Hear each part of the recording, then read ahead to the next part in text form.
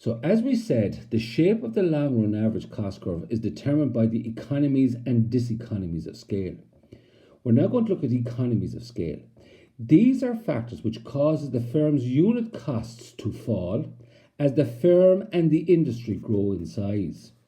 Now that can be broken down into internal and external. Internal, these are factors within a firm which causes the unit costs to fall as the firm grows in size.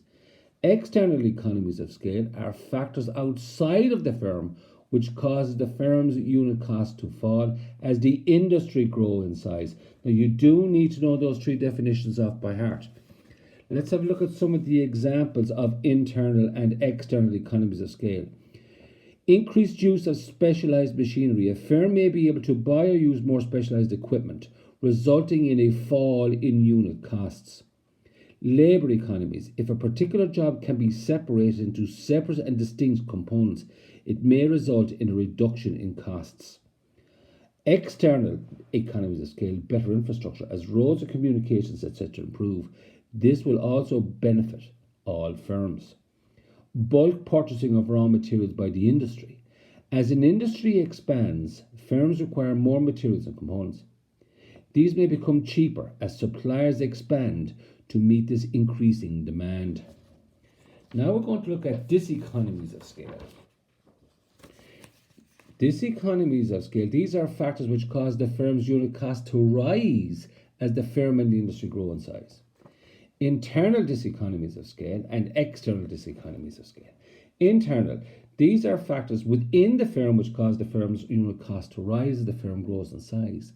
External diseconomies of scale, these are factors outside of the firm which cause the firm's unit cost to rise as the industry grows in size. Examples of internal diseconomies of scale. Decision making. The larger the firm, the longer it takes to make decisions. Non-productive workers must be employed, i.e. workers not involved directly in the production of goods, for example, administration staff. External diseconomies of scale. Scarcities develop. Shortages of factors of production leading to increase in wages, increase in rent, and increase in costs. Other firms' problems. Firms supplying raw materials to an industry can suffer their own internal diseconomies of scale, which represent external diseconomies of scale to our firm. And lastly then, on the returns that we get, what effect can returns to scale have on costs? Return to scale means changing all of the factors and the consequent effect on output. Increasing returns to scale.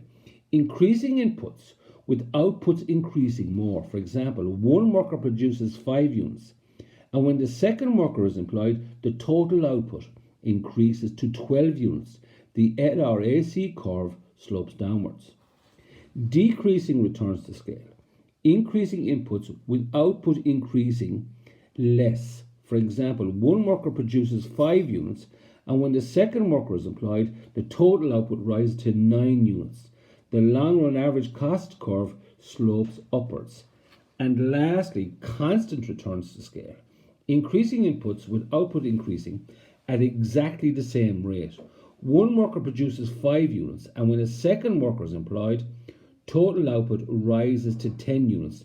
The LRAC curve is horizontal.